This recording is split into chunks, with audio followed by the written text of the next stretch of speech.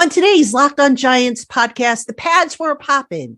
We have observations from the O-line versus D-line one-on-ones, 11 on 11 observations, and a look at some very early hints regarding who might make this Giants team and who won't.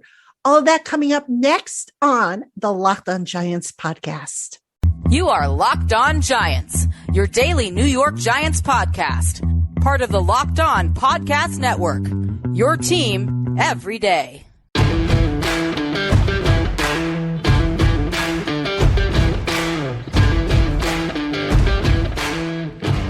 Hello, New York Giant fans, and welcome to a new edition of the Locked On Giants podcast, part of the Locked On Podcast family, your team every day. My name's Patricia Traina. Happy to have you with us here on this Wednesday edition of the Locked On Giants podcast, which I am taping on a Tuesday night. That's right. The Giants practiced on Tuesday nights. The pads were popping, and I'm not going to make you guys wait. I said I'm going to sit down. I'm going to tape this show for you. And here I am. So glad to have you on board if you're tuning in. And if you're tuning in tomorrow morning, it's all good. You know, whenever you tune in, you get around to tuning in. So thank you for tuning in to the Locked On Giants podcast. And today's episode is brought to you by FanDuel Sportsbook, official sportsbook of the NFL. Make every moment more. Visit FanDuel.com/LockedOn today to get started. All right. On today's Locked On Giants podcast, as I mentioned, the pads went on. So that meant we could see offensive line versus defensive line. And that is the drill that I focused primarily on today, the offensive line versus the defensive line. So when they were doing the individuals, that's what I took notes on. I have some observations from the team portion of the practice, the 11 on 11. And then I'm starting to piece together some clues as to who might make this team, who might not, some formations that we're starting to see over and over again that I think the coaches really like. So we'll talk about those in the third segment of the podcast. Again, my name is Patricia Traina, credentialed member of the media for over 30 years. This is my 27th NFL training camp for the New York Giants. Happy to bring you the observations. Let's get into it.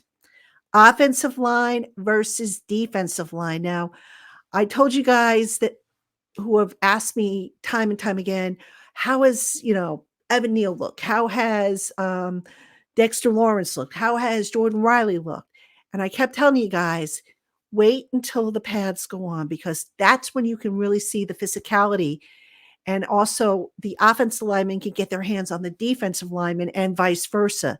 So until the pads went on, you really couldn't tell that because, it kind of put the defensive linemen at an advantage. Now the pads have gone on. So let us run down. Now, what the Giants did is they had some one-on-one opportunities. So they had, for example, one offensive lineman take 2 reps against either the same defensive lineman or 2 different defensive linemen. So let's get into the results of that, which I charted most of them for you. So John Michael Schmitz, that's a popular question I get. How did he do?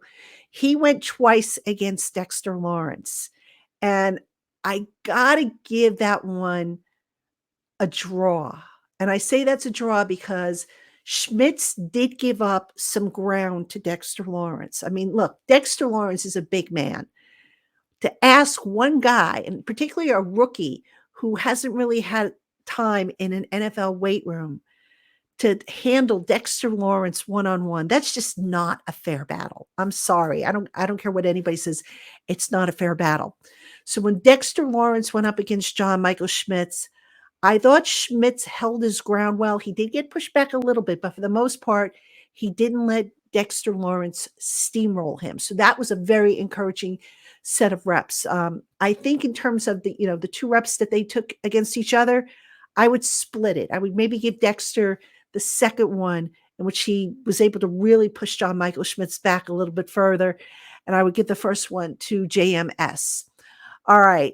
Who else? Let's see. Evan Neal. That's another one a lot of people have asked me about. Neal got 2 reps, one against Azeez Ojulari and one against Kayvon Thibodeau. And ladies and gentlemen, I got to give both reps to the defenders. Yeah, I mean, Evan Neal, I thought the pad level was good, but Ojulari beat him with speed. And, as soon as, the coach yelled hike, Ojulari was in Evan Neal's face before he had a chance to really get set up. So I give that rep to Ojulari. Thibodeau, actually, I thought Evan Neal fared a little bit better against Thibodeau. But that being said, Thibodeau, what I saw from him was a guy who now is using multiple moves in his toolbox. So while Neal apparently, at first stifled Thibodeau, Thibodeau then came back with a inside move, which allowed him to get around Neal. So got to give that one like I said, to Thibodeau. So Neal went 0 for 2 in his 2 reps. All right, a couple others. Let's see. Tamon Fox knocked Tyree Phillips to the ground. No contest there. I mean, Tyree Phillips, I think he came up too high with his pad levels. So Tyree Phillips had been working at left guard a little bit. He just got knocked on his butt. And you never want to see an offensive line on the ground get knocked to the ground. It's just not a good rep. I thought Phillips, his pad level was a little too high, and Fox just got the better of him. Joshua Zudu at left guard. That's another guy a lot of people have asked me about. How did he look? He went up against Ryder Anderson, and I'm going to give that one a split. I'm going to give 1 rep to Zudu and 1 to Anderson. I thought Anderson, beat Azudu with some speed, but Azudu, when, he had an opportunity to exert power, that's where he won the rep. Leonard Williams went up against Mark Lewinsky. No contest there. Leonard Williams is a bear to handle. So yeah, Leonard Williams, I think, won both of those matchups, particularly one, which I know was on the Giants Twitter account, that, he just pushed Glowinski back into the lap of the quarterback, had there been a quarterback back there. Jordan Riley, the defensive tackle, the 7th round defensive tackle for the Giants, went against Ben Bredesen. Bredesen, in my mind, won both of his reps against Jordan Riley. And I don't remember who the other guy was, but he had one against Jordan Riley, and then he had another rep. And I did not write down the correct number of who the second rep was against. So I apologize there. To Sean Bauer, who's a new a new outside linebacker. He went against Devery Hamilton and just barely lost his battle there. Again, for the most part, if you were to sum up the offensive line versus defensive line in one-on-one, you got to give the nod to defense. I mean, defense just won the day, period. There is one exception, however, and that is Andrew Thomas. Andrew Thomas put on a clinic manhandling Thibodeau and Ojulari, and it wasn't even close. Andrew Thomas, for those of you who thought, okay, now he's been paid, he's not going to worry, he's going to, basically sit back and enjoy. No. Andrew Thomas is coming to work, folks. He's coming to play, and he put on a clinic that had offensive line coach Bobby Johnson just jumping for joy. I mean, it was quite the scene, actually, now that I think about it. So that's a rundown of the offensive line versus the defensive lineman drills. Now, coming up next, we are going to talk about some overall team highlights from the first padded practice. Don't go anywhere. Hey, Giant fans, take your first swing at betting Major League Baseball on FanDuel and get 10 times your first bet amount in bonus bets, up to $200. That's right. Just bet $20 and you'll land $200 in bonus bets, win or lose. That's $200 that you can spend betting on everything from the money line to the over-under to who you think is going to hit the first home run. All of this on an app that is safe, secure, and super easy to use. Plus, when you win, you can get paid instantly. There's no better place to bet on Major League Baseball than FanDuel, America's #1 sportsbook. So sign up today and visit FanDuel.com/lockedon to get up to $200 in bonus bets. That's FanDuel.com/lockedon. FanDuel, official partner of Major League Baseball. All right, Giant fans, welcome back to the Locked On Giants podcast. I'm your host, Patricia Traina, and I want to thank you for tuning in. We are covering the first padded practice of training camp, and it was quite a practice. I mean, we're one step closer to real football, ladies and gentlemen. If you are not excited about that, then I don't know what to tell you. Maybe get checked for a pulse or something. I don't know, but we are one step closer. And, it was an absolute delightful night. It wasn't too hot out. The team was very disciplined, and you could tell the players were they were excited, but not so much so that they overdid it. I mean, they heeded head coach Brian Dable's um, advice, if you will, not to put each other on the ground, to be aggressive, but not overly aggressive, because they are playing against each other. So we'll probably see a little bit more aggression next week when they go to Detroit to practice against the Lions for a couple practices. But anyway, let's get back to the program, and that is some observations I have from the 11 on 11 drills. So, as I mentioned in the first segment, the defense won the day. Now, if you've been watching me every day, and by the way, shout out to my everydayers, the offense has looked really good.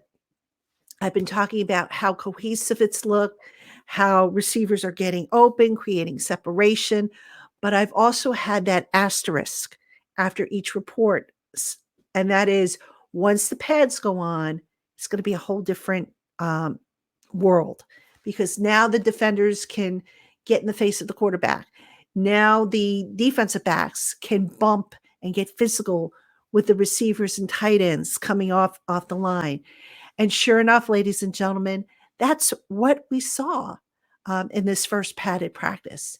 All right. So just some general observations before I get into the specifics. Wink Martindale brought it. I said it was going to happen. I said Wink was probably going to throw everything, including the kitchen sink, at the offense. And he did. We saw blitzes. We saw stunts. We saw amongst the blitzes, we saw from the defensive secondary, like corner blitzes coming in. They were testing the offense and that offensive line, which, by the way, John Michael Schmitz was at center and Joshua Zudo took some snaps at left guard. So they were testing them out, and they're going to continue to test them out with those practices that have the pads on. Now, what I thought was kind of interesting about this particular practice and the 11 on 11, the run defense looked really good. All right. So Bobby Okereke and Darian Beavers were your two linebackers. And Saquon Barkley, I figured that would be a great matchup. If you watched the show yesterday, I talked about that matchup. Saquon didn't have a whole lot of room to run. Matter of fact, Okereke and Beavers, I counted 2 times when they broke through the offensive line and into the offensive backfield and blew up a running play. The Giants tried running mostly to the right side, which I thought was kind of interesting, and they just had no room to run because Okereke and Beavers they were there. So I also counted about 3 sacks on Daniel Jones. There might have been some additional pressures and whatnot, but there were definitely some sacks against Daniel Jones in the 11 on 11 throughout the practice. Now, when I say a sack, obviously they weren't putting Daniel Jones on the ground, but they broke through, and had it been a live play, he would have been sacked. So there was one jailbreak in particular where I don't know what happened there, but the defensive linemen all just kind of came through at once. So it was a major jailbreak. I thought the run game, had its hiccups against that run defense. That was encouraging to see. The offensive line, remember, folks, before you sit here and you panic and you go, oh, God, here we go again. The offensive line, they're still trying to figure out the right combination. They're still playing, guys who maybe didn't play as much last year. John Michael Schmitz, a rookie, even though he played, the center position in college, NFL is a whole new level. Joshua Zudo, who had his rookie season cut short due to the neck injury, he's still kind of catching up. So I'm not panicking just yet about what I saw from the offensive line tonight. You might want to panic, and that's fine, but let me see how they do in games, and particularly next week when they go to Detroit. Let me see how they end up doing. So, just that general observations. Now let's get to some specifics. John Michael Schmitz and Daniel Jones had their first botched snap of the practices. Um, it looked to me like Schmitz rushed the snap, and in doing so, he sent it over Daniel Jones's head. So that was early on, and I think in the first 11-on-11, and that was a mea culpa. So John Michael Schmitz, who had been snapping so flawlessly, I was just matter of fact, I was admiring it yesterday, how flawlessly he was snapping the ball with that dead ball snap, and the first one comes out of the gate, and it's like, oops. So let me see. I thought we saw more pre-snap motion in the team part of practice, including different guys. And I'll talk about some formations in just a moment, but definitely more pre-snap motion, particularly for the running game on running plays. We saw it, which I thought was interesting. I mentioned some formations that we saw that were kind of, I guess carryovers from the spring. And I thought these were interesting formations. There was one where Darren Waller lined up in the backfield, went in motion, sort of, I thought he might have been even like the H-back or was going to play that H-back role, but he went in motion. Saquon Barkley was in the slot, and it was a passing play, and the pass went to Barkley, who worked his way into the flat, actually.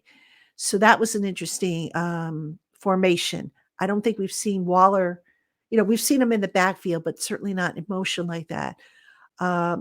Another rep saw Darius Slayton line up in the slot with Waller lined up wide.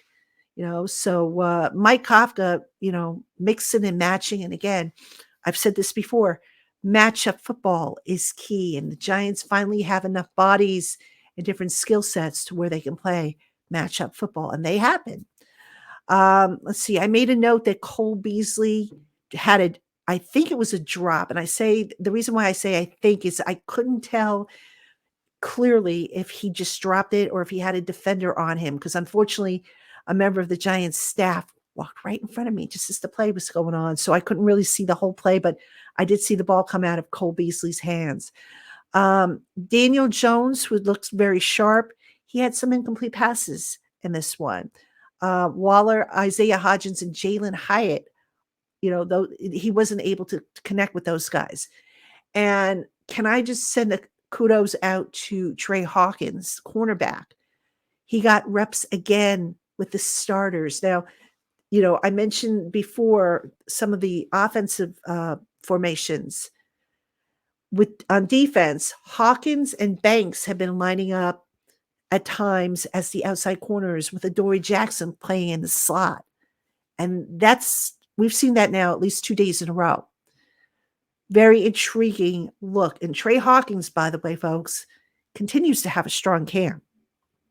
I mean, he plays with sticky coverage.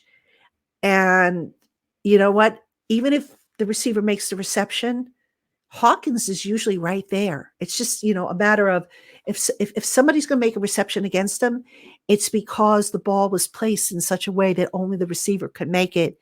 And it was far enough away from Hawkins. But overall, got to say, he's really, really looked good in this camp. Now, I don't think the Giants are going to go forward and say, okay, we're going to put Hawkins and Banks as our two outside corners and move Adoree Jackson down into the slot. We might see it on occasion. I still say slot cornerback is going to be a committee approach, but that is obviously a look that they like and they want to take, an additional look at it. So that's what training camp's for. You experiment. Speaking of slot cornerbacks, Darnay Holmes, the incumbent, was amongst those fielding punts. He was the only one to muff a punt. Got to hold on to it, man. If you're not going to, if you're on your way out as far as, your slot cornerback job, you got to make your mark somewhere else and can't be putting balls on the ground. The third string offense, the only note I had on them really worth talking about is there was one play in one series where they didn't know what the heck they were doing. I mean, it looked like, the Keystone Cops. They were trying to get lined up and, there was just confusion and Dable blew a stack. He blew his stack and just started yelling at them and, had them huddle up again and then they tried the play again. And I don't remember what the play was, but I just made a note that, what were they doing there? um, Cordell Flott had the only interception that I remember. Um, Flott was working with the twos, I believe, so he would have picked off Tyrod Taylor. Jason Pinnock, who is making a push for that starting safety job 2 days in a row now, that he has been lined up next to Xavier McKinney. When you start seeing the same formations and the same players lining up 2 days in a row, probably a good indication that the coaches like what they see and they want to see more. So, those are some generic or general observations from the first padded practice, both in terms of the one-on-ones with the offensive line versus the defensive line and the team drills. Now, coming up, we are going to talk about what the lineups are telling us. Basically, who's got the edge and who's maybe falling off a little bit. So that's going to come up in the next segment. Don't go anywhere. All right, Giant fans, welcome back to the Locked On Giants podcast. I'm your host, Patricia Traina, getting you training camp practice report number 6, fully padded. The Giants, nice day out or nice evening out. They practice in the evening. They are off on Wednesday. So, but never fear, I'm still going to do a show for you because it's during the week, and that's what you've come to expect from us here at the Locked On Giants podcast. So definitely, I hope you will tune in. And thank you, as always, for making us your first listen of the day or watching on YouTube your first watch of the day. And also, folks, don't forget, during training camp, follow me over on Instagram in addition to, on Twitter. Because over on Instagram, I'm posting videos and pictures and audio clips. So my Instagram account is at Patty Traina, PattiTraina. I'm really trying to step up my Instagram game this coming season. So check that out. And also, before I get into this last segment, if you want to continue the conversation with me about Giants football or anything that I cover on the show, make sure you check out the subtext community. Join subtext.com/LockedOnNYGiants. Basically what it is, it's a text service which I can send broadcasts out to all the subscribers, and you can text back to me one-on-one. So, if you have a question, you send a text to me, it comes right to my account. I can answer you one-on-one. I also have some exclusives that I'm rolling out for the subscribers for that community, including some exclusive videos that only they will be able to see. So that's something. I'm looking into some other stuff that I'm going to roll out, hopefully once the season starts, to make it worth your while. So the way it works, folks, is you sign up via text. And again, that URL, which I'll give you in a second, what you do is you sign up for it. You get texted back a code, you enter it, and you're in, and you get a 14-day free trial. At the end of 14 days, if you like it, you pay only $4.99 a month. If you don't like it, all you got to do is text STOP before your 14 days are up, and you will owe nothing. All right. So very easy to do.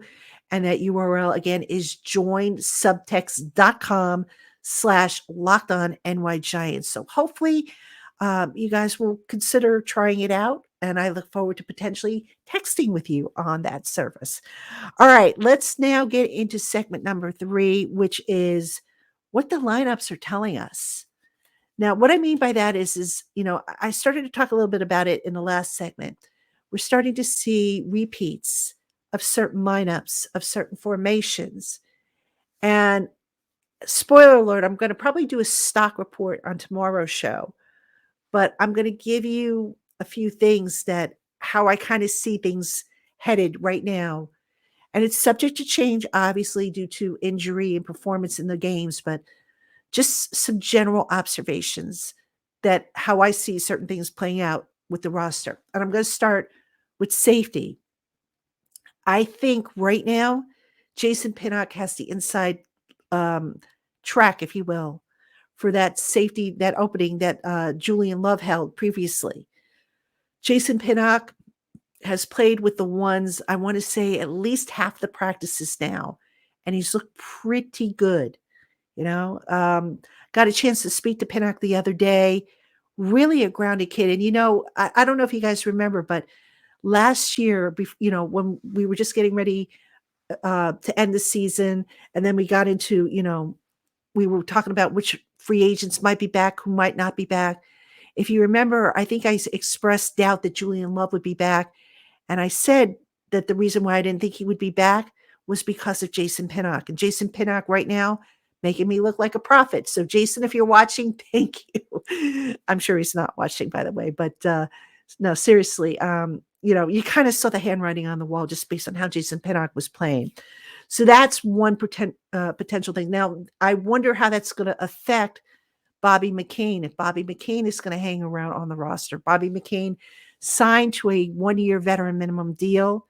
The Giants are going to need to clear some additional cap space because I think they have just under $4 million. They're going to have to get some additional space, and they'll get some when they make the roster cuts, but where they're going to get it from, that remains to be seen. Actually, there is one place they can get it from, and that's Darnay Holmes. Now, if Coach Gene Clemens is watching that, he's probably rolling his eyes saying, "What are you talking about? Darnay Holmes is the best they've got." But you know what? With all due respect, Darnay Holmes looks like he's losing his grip on that slot cornerback job. He's worked with the threes. We've seen a committee with that slot cornerback. I mentioned before the formation with Banks and Trey Hawkins as the outside corners and Dory Jackson as the slot. We've seen McKinney come down in the slot. And this goes back to what I suspected during OTAs. I saw different combinations going in. And that's why I asked Jerome Henderson back in the spring about that. Jerome Henderson, of course, being the defensive backs coach. And I asked if, was there a possibility of them using a committee approach? And folks, he didn't have to say it, but that seems to be where they're headed.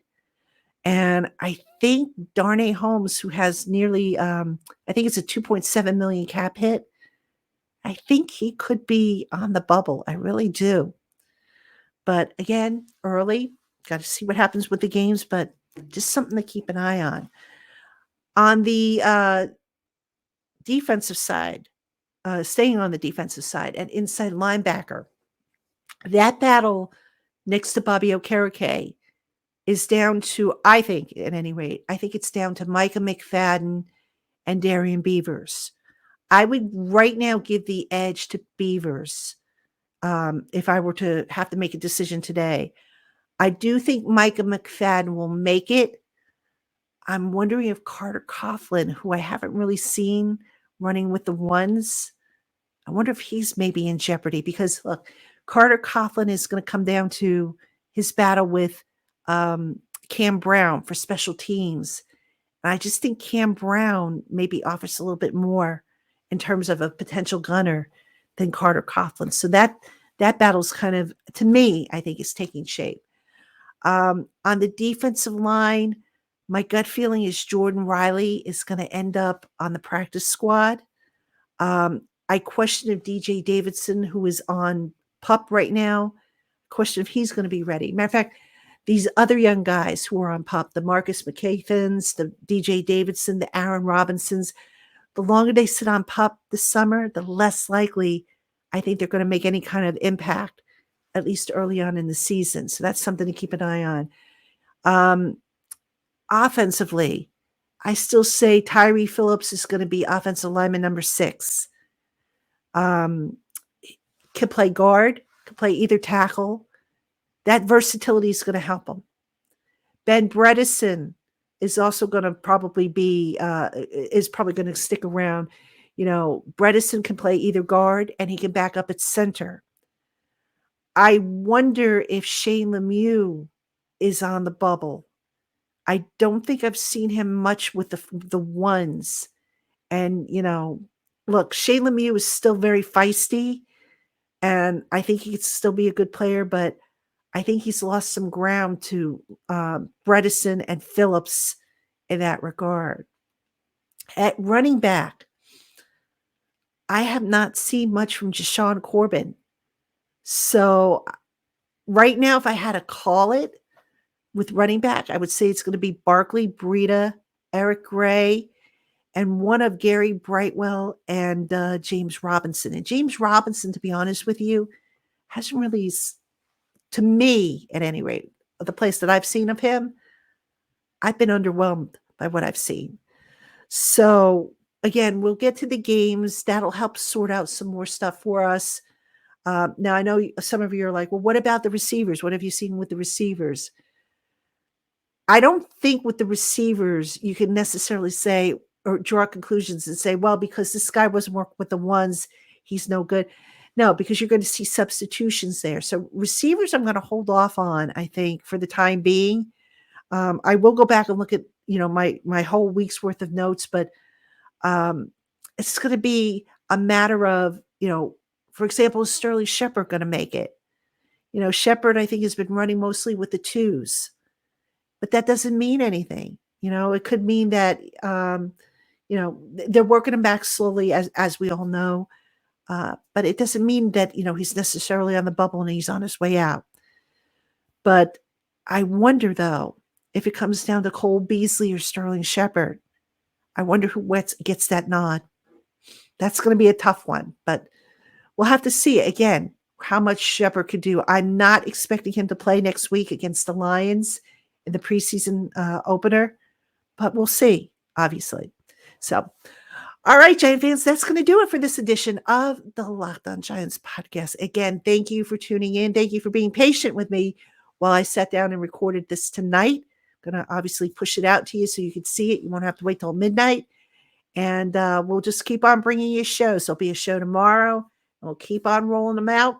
As long as there's a practice, you'll get it. And if there is no practice, as is the case on Wednesday, you'll still get a show. So hope you will tune in. Again, thank you so much for making us your first listen of the day, or if you are watching on YouTube, your first watch of the day. My name is Patricia Traina. We'll see you tomorrow, Giant fans.